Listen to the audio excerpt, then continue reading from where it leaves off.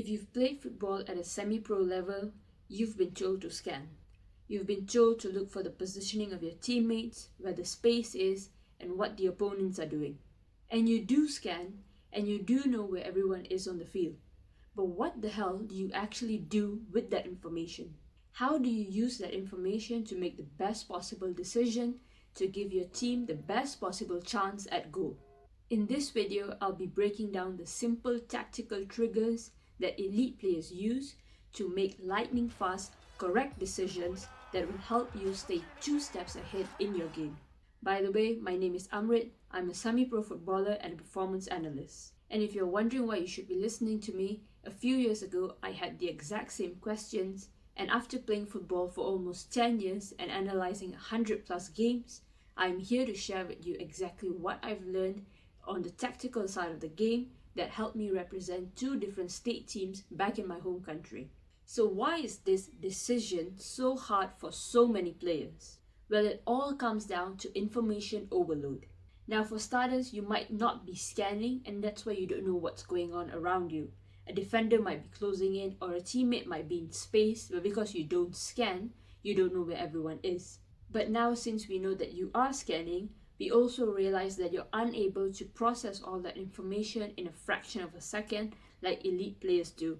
And that's why it gives you that headless chicken feeling where you're running around the field in circles and not knowing what you're doing because you can't find space, and that's why you're not getting the ball and you're not being able to do anything with the ball at your feet. So now let's replace all of that with clear patterns that you can see and that you can pick up on so you can get the ball and find space to make something happen for your team. Now the way to solve this is to learn how to recognize specific triggers that you can see in any game so that you can pick up on them and act on them. Think of these like cues that will tell you the highest percentage option available.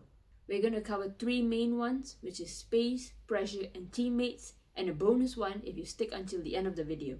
Now if you want me to analyze your matches, send me an email from the description box down below.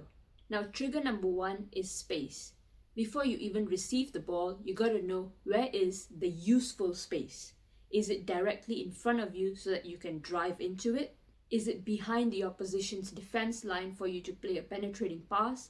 Or is it on the wide side so that you can switch the attack? Now look at this classic example. The player scans and sees that there is acres of space in front of her. The trigger here is to drive and progress play. Even though she does lose the ball here, her team is still able to move forward and progress the play in attack.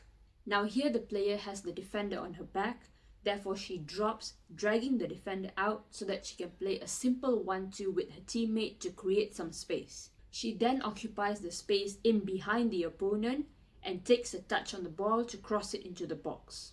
A quick scan just before receiving the ball, or a critical scan as the ball is traveling towards you, can give you a lot of information on where the space is.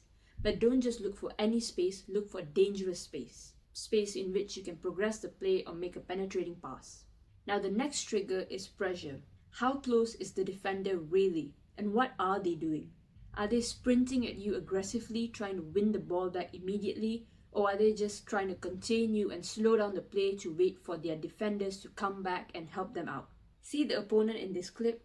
She's applying immediate high pressure to try to win the ball back. The trigger here is to not play a dribble or panic and run straight into them. It is often to play a quick simple one-touch pass with your nearest teammate, or even play a backwards pass if needed. Here she uses a sharp, decisive touch away from the opponent to play a ball into her teammate. Now here the pressure is different. The defender is jockeying and trying to get the winger to play down the wing. So here she approaches her opponent, trying to dribble past her marker and get across into the box. Recognizing the type and the intensity of the pressure will dictate your movements. Staying calm under pressure is extremely important if you do not want to lose the ball.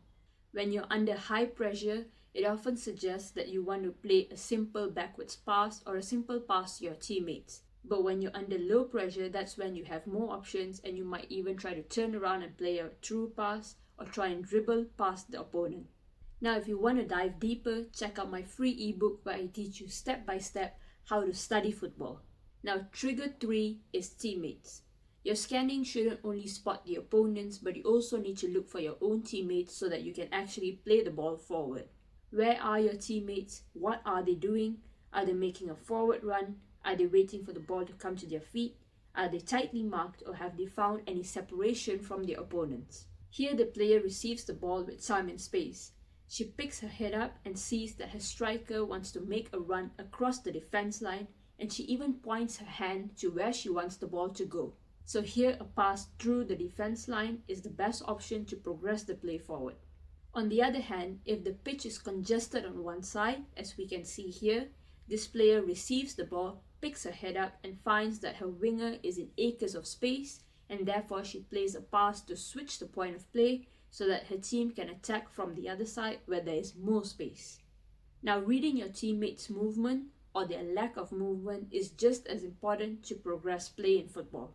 Don't just see where they are based on your scan, but try to anticipate where they might be in the next few seconds depending on how the game is progressing.